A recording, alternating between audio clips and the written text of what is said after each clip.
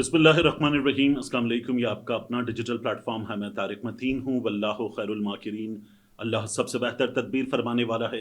वही बचाएगा मेरे देश को बलाओं से, जो बारिश में शजर से घोंसला गिरने नहीं देता, क्योंकि उसकी तदबीर तमाम तदाबीर की इमाम है। अहम तरीन खबरें हैं।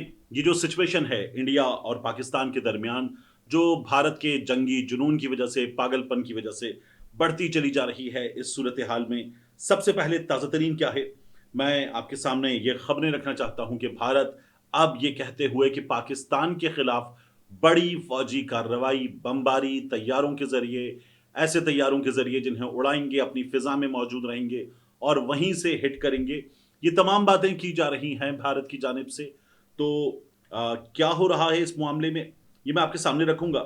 लेकिन आप एक चीज देखिए, इंडिया में ये कहा गया कि अगर मकबूजा कश्मीर में भी किसी के पास एक अदद पाकिस्तानी परचम नजर आ गया, कोई चीज नजर आ गई, तो फिर उसको भी गिरफ्तार कर लिया जाएगा। वहां अक्सर होता है, तेरा मेरा रिश्ता क्या, ला इलाहा इल्लल्लाह के नारे लगते हैं। पाकिस्तान से रिश्ता क्या, ला इलाहा इल्लल्लाह के नारे लगते हैं। और मकबूजा कश्मीर के लोग भारत को और तकलीफ पहुंचती है और रुलाते हैं, तो वो ये काम करते हैं। और जाहिर है कि उनका जवाब होता है। जब ये कहा गया कि ये करेंगे, तो आप देखिए क्या किया। ये मकबूजा कश्मीर की सड़क पर हमारे सामने मंजर है। आप इस गाय को देख रहे हैं, उनके लिए गाय गौ माता है और गाय की बॉडी पे पाकिस्तान का परचम पेंट कर दिया। गोली मारने की बात हो रही थी, अब गोली मार दें, मां कहते हैं। तो ये इस तरह का जवाब है जो दिया गया है। और अजीबो गरीब काम किया था भारतीयों ने, और अपने ही शहरियों के साथ जो हरकतें कर रहे थे वो आपके सामने है। इसके अलावा ये जो वाकया है, ये जानते बूझते, बिहार में इलेक्शन होने जा रहा है। अब उसमें कोई 3-4 महीने की बात है कि वो होगा, गालिबन अक्टूबर में इलेक्शन है। तो हम उसकी इलेक्शन कैंपेन भी देख रहे हैं फुल स्विंग में। यानी वो वजीर आजम भारत का जो सऊदी अरब का दौरा मुख्तसर करके फौरन पहुंच गया, वो उसके बाद फौरन पहुंच गया बिहार में भी, और वहां रैली से खिताब भी करने लगा। तो आप आए थे, आपने आके एयरपोर्ट पर मीटिंग ली, फिर उसके बाद आपने मुख्तलिफ इजलास किए। तो आप दिल्ली में अपने तमाम कंसर्न लोगों को बुलाकर वहां बैठते और वहां सिचुएशन का जायजा लेते। नहीं, बिहार भी पहुंच गए, नरेंद्र मोदी वहां पहुंच गया और वहां पहुंच के खिताब भी कर दिया। स्विच किया अपनी स्पीच को, इंग्लिश में स्पीच करते हुए नरेंद्र मोदी ने कुछ बातें की। ये पूरा का पूरा फॉल्स फ्लैग ऑपरेशन इन तमाम चीजों के लिए है, जहां नरेंद्र मोदी अब इंतखाबी मुहिम चला रहा है। वो राहत इंदौरी साहब ने कहा था सरहदों पर तनाव है क्या, और कुछ इस तरह का मिसरा था कि पता करो कि चुनाव है क्या। तो ये चुनाव की सूरत हाल है। मैं आपके सामने रख दूं एफआईआर जो हमारे सामने आई है, आप मीडिया पर भी देख रहे हैं। इस एफआईआर में ये बताया गया कि ये कमोबेश 1:40 के आसपास का वक्त था जब ये वाकया शुरू हुआ। भारतीय मीडिया के लोग ये बताते हैं 14:20 यानी 2:20 तक ये चलता रहा, और 10 मिनट बाद इसकी एफआईआर होती है। जो वाकया हो गया 2:20 पर, उसकी 2:30 दोपहर में एफआईआर होती है।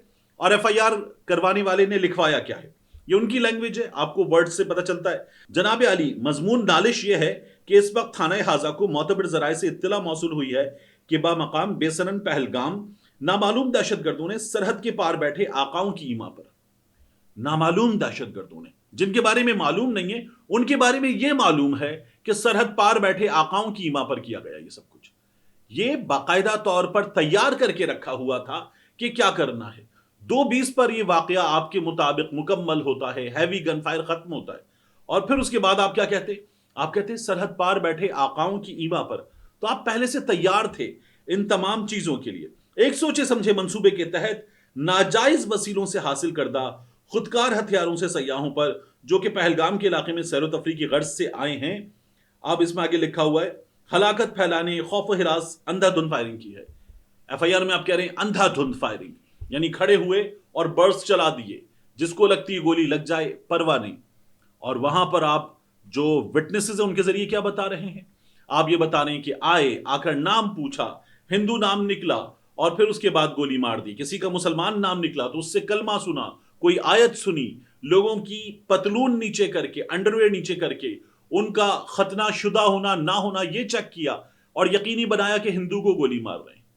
आप ये बता रहे थे, एफआईआर में आप लिखवाते हैं अंधाधुंध फायरिंग की, जिसके नतीजे में काफी सारे सयाह मजरूब हुए हैं और चंद का सयाह बमौका हलाक हुए हैं। تو کافی زخمی ہوئے، بموقع ہلاک ہوئے کچھ لوگ.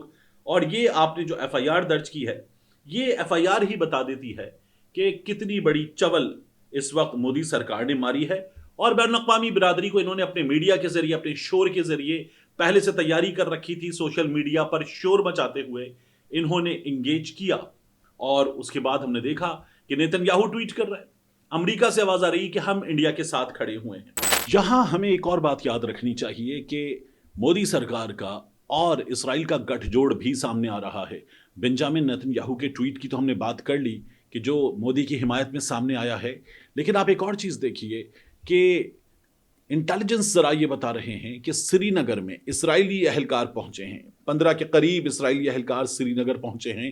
یہ تمام سوچا سمجھا منصوبہ ہے، اور اس منصوبے میں پاکستان کے خلاف فالس فلیگ آپریشن کرنا شامل ہے. انڈیا اور کیا کر رہا ہے میں آپ کے سامنے یہ بھی رکھ دوں. یہ جو آپ دیکھ رہے ہیں یہ ہندوستان ٹائمز کا اسکرین شاٹ ہے. اس کے مطابق Hammer missiles Scalp and more India can use Rafale to fire these deadly missiles at Pakistan.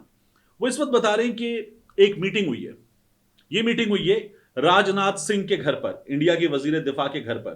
اور راج ناتھ سنگھ کے گھر پر ہونے والی میٹنگ میں وہاں کا سی ڈی ایس شامل ہوا، 3 چیفز انڈیا کے شامل ہوئے، اجیت دوول ان کا نیشنل سیکیورٹی ایڈوائزر یہ شامل ہوا. اور پھر وہاں یہ طے کیا گیا کہ انڈیا فوجی کارروائی، بڑی فوجی کارروائی کرے گا. این ایس اے وہاں پر یہ بتا رہے تھے کہ ہمارے پاس اسرائیلی بومب ہیں، اسرائیلی بومب ہیں، ہم اس سے پہلے یوز کر چکے ہیں. اب ہماری جو فوجی طاقت ہے وہ 10 گنا زیادہ ہے اس موقع کے مقابلے میں جب ہم نے بالا کوٹ پر اسٹرائک کی تھی. تب ہمارے پاس ان میں سے بہت ساری چیزیں نہیں تھیں. یہ اب بھارتی چینلز ہمیں بتا رہے ہیں. تو جنگی جنون میں، پاگل پن میں یہ یہاں تک پہنچ چکے ہیں. ایک اور چیز دیکھیے، جو اسکیچز آئے تھے، اول تو میں یہ کہتا ہوں کہ جب آپ نے تصویریں دکھائی تھیں تو پھر اسکیچز کی کیا تک تھی. آپ اسکیچز لے کر آ گئے، ان اسکیچز میں ایک شخص کو آپ نے قرار دیا آصف فوجی. آصف فوجی کا آپ نے نام بتایا کہ یہ آصف شیخ ہے. آپ نے کہا لوگ سرحد پار کر کے آئے تھے اور سرحد پار کر کے داخل ہوئے تھے وہاں تک، اور پھر انہوں نے وہاں مارا 400 کلومیٹر دور. اب آپ بتاتے ہیں کہ نہیں، آصف شیخ، آصف فوجی وہاں پر تھا اور اس کا گھر مسمار کر دیا گیا ہے مقبوضہ کشمیر میں. تو آصف فوجی، آصف شیخ وہیں کا تھا. اب آپ ہمیں یہ بات بتا رہے ہیں. تو ایک پاگل پن ہے، ایک series of events of madness ہے انڈیا کی طرف سے جو اس وقت آپ کو نظر آ رہی ہے، اور یہ خود اس کو بے نقاب کرتے چلے جا رہے ہیں. یہ جو انڈیا نے 7 اقدامات اٹھا لیے، پاکستان نے 8 اقدامات اٹھا لیے، یہ بحث ہوتی ہے. میں اس کے حوالے سے بھی آپ کے سامنے ایک چیز رکھ دوں کہ کس کا کتنا نقصان ہے.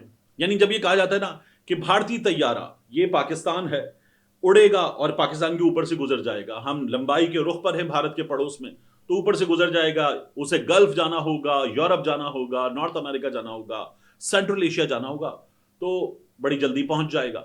لیکن جب وہ اپنے ہاں سے اڑے گا، اپنی پوری حدود پاکستان کو ایسے کراس کرتے ہوئے سمندری حدود، اور پھر جائے گا وہاں اپنی منزل کی طرف، تو تقریباً 1.5-2 گھنٹے کا فرق پڑے گا، زیادہ فیول خرچ ہوگا اور بھارت کو نقصان ہوگا. دیگر ایئر لائنز جو ہیں وہ یہ کام کر جائیں گی.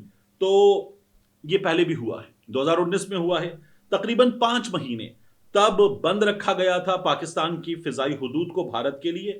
اور اس وقت بھارت کے وزیر برائے ہوا بازی ہردیپ سنگھ نے انڈین پارلیمان کو بتایا تھا کہ $8 کروڑ کا نقصان اٹھانا پڑا تھا. $8 کروڑ کا نقصان اٹھانا پڑا کیونکہ وقت بھی زیادہ لگ رہا تھا، فیول بھی زیادہ لگ رہا تھا، پرائسز بڑھ گئے تھے. یہ ہوا تھا تو پاکستان نے کہا بھارت کا $8 کروڑ کا نقصان. لیکن ایک چیز ہمیں بھی یاد رکھنی چاہیے، جب ہماری فضائی حدود کے اوپر سے طیارے گزرتے ہیں تو ہم اس کی ایک فی لیتے ہیں. یہ جو فیس ہے، اس فیس سے پاکستان کو آمدنی حاصل ہوتی ہے. تو اس تمام بندش میں پاکستان کو بھی تقریباً $5 کروڑ کا نقصان ہوا تھا.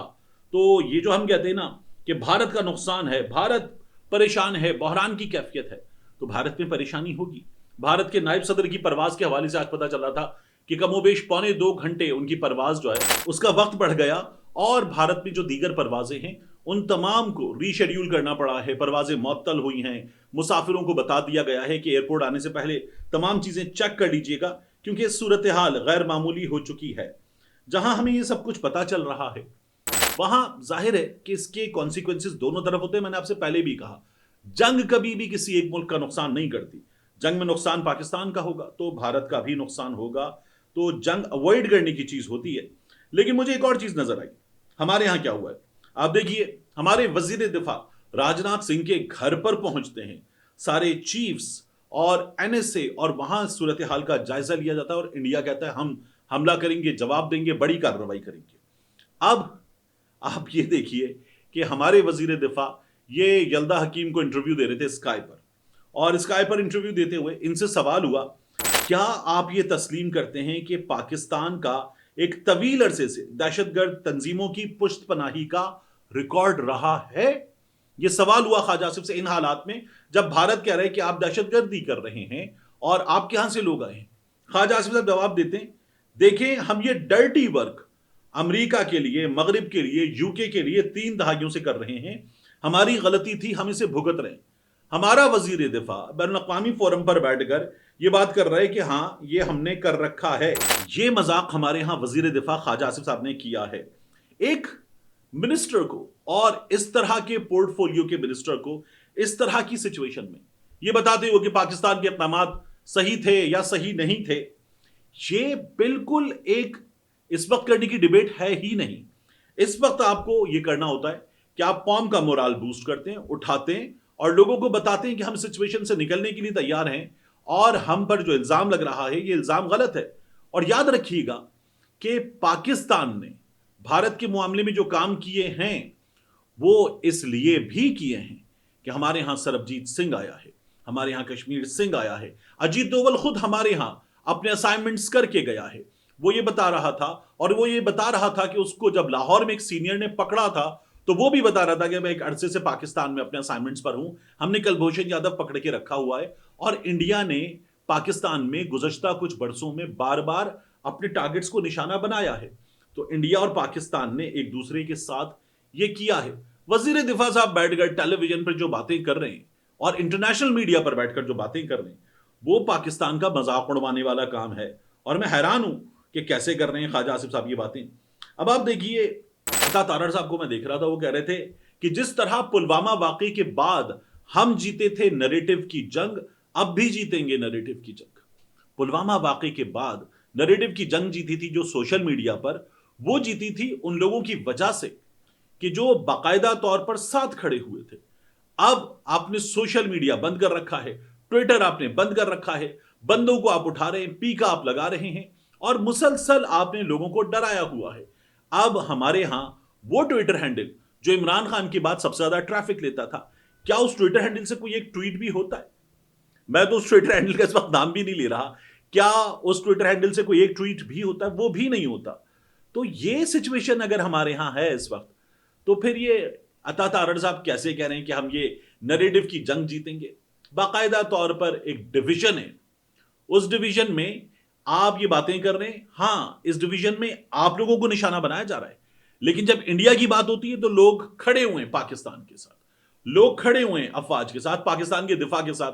हाँ, अता तारड़ साहब को, ख्वाजा आसिफ साहब को, उनकी इन अहमकाना बातों को और बाकी तमाम चीजों को लोग निशाना बना रहे हैं। वो ये कह रहे हैं कि आप लोग जो हम पर मुसल्लत कर दिए गए हैं, आप कबूल नहीं है। पाकिस्तान के साथ तो कोई एंटी पाकिस्तान जाएगा ये सोच ही नहीं सकता। पाकिस्तान के दिफा के मामले में इस मौके पर कोई इस तरह की बात करेगा, ये लोग नहीं करेंगे। हाँ, आप लोग मुस्तरद शुदा लोग हैं और मुस्तरद शुदा लोग मुसल्लत कर दिए गए हैं।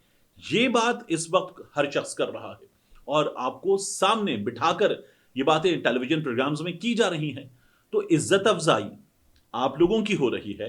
पाकिस्तान की जब बात होती है तो लोग पाकिस्तान के साथ हैं, फिर कोई सूबा, कोई जमात, कोई कौमियत कुछ नहीं रखती मतलब। फिर लोगों के सामने एक चीज है और वो है पाकिस्तान। मिलते हैं इंशाल्लाह आपसे अगली वीडियो में।